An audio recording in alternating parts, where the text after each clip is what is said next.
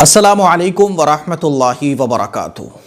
शब बरात में हमें कौन कौन सी अलग यूनिक इबादतें करना चाहिए, क्योंकि सोशल मीडिया पर मैंने ये भी देखा है कि जैसे ही शब बरात करीब होती है, आने वाली होती है, तो तरह तरह की अजीब व गरीब इबादतें शब बरात से मुताल्लिक़ लोग बताना शुरू कर देते हैं। गुस्ल हो गया, कोई नमाज बता रहा है।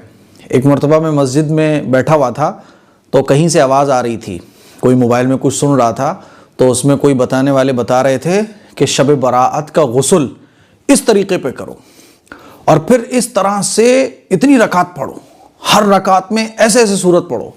बहुत टिपिकल तरीके से उन्होंने पूरा एक अमल बताया कि इस तरह से शब बरात में इबादत करना चाहिए।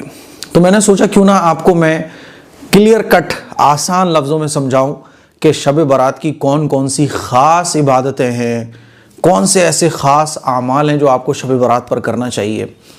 देखिए, जितनी भी इबादत के काम हैं वो हम सब लोग जानते हैं। इबादत के काम कौन कौन से होते हैं? नमाज पढ़ना, रोज़े रखना, कुरान मजीद पढ़ना, ज़िक्र व अस्कार करना, तस्बीह पढ़ना, दुरूद शरीफ पढ़ना, अल्लाह से दुआएं मांगना, है ना। नफल नमाजें हैं, इस्तिखारे की नमाज, तहज्जुद की नमाज और नफल नमाजें, तो ये तमाम के तमाम इबादत के काम होते हैं। शब बरात की कोई भी ख़ास इबादत नहीं है। जैसे आम दिनों में हम लोग इबादत करते हैं, बस वही इबादतें हमें शब बरात में करनी है।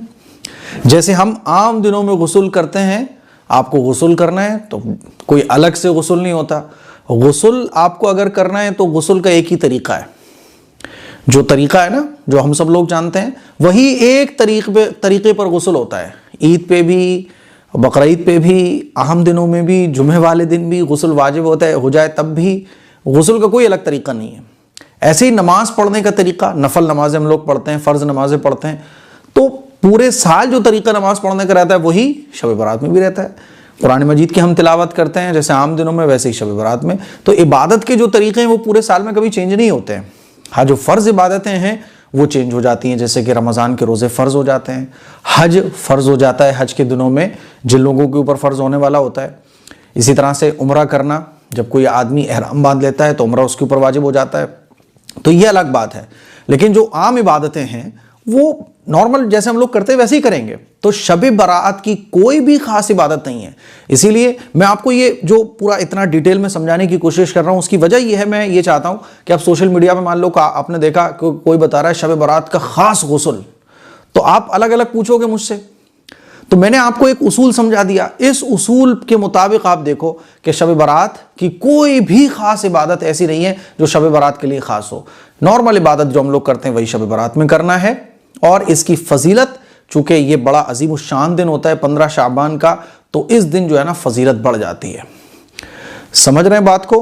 तो अब आपको चाहे सोशल मीडिया पर नमाज नज़र आए, कोई अलग कोई अमल नज़र आए, कोई ख़ास गुस्ल नज़र आए, कोई बेरी के पत्ते से बताएगा, कोई कैसे बताएगा, कोई बताएगा इतनी रकत पढ़ो और ऐसे ऐसे सूरतें पढ़ो, तो याद रख लो कोई भी ख़ास तरीका नमाज़ पढ़ने का, ख़ास तरीका वज़ू और गुस्ल करने का शब बरात का नहीं है। ये अपने जहन में अभी से आप बात बिठा लीजिए, ठीक है। तो मुझे उम्मीद है ये मसला आपको अच्छे तरीके से समझ आ गया होगा। वरना हमारी ख़वातीन, हमारे भाई, हमारे बहनें बड़ी परेशान रहती हैं कि शब बरात की ख़ास इबादत कैसे करें, ख़ास अमल पता चल जाए।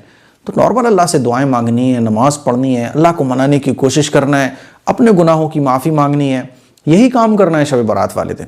मुझे उम्मीद है ये चंद बातें आपको अच्छे तरीके से समझ आ गई होंगी। और आप क्या पूछना चाहते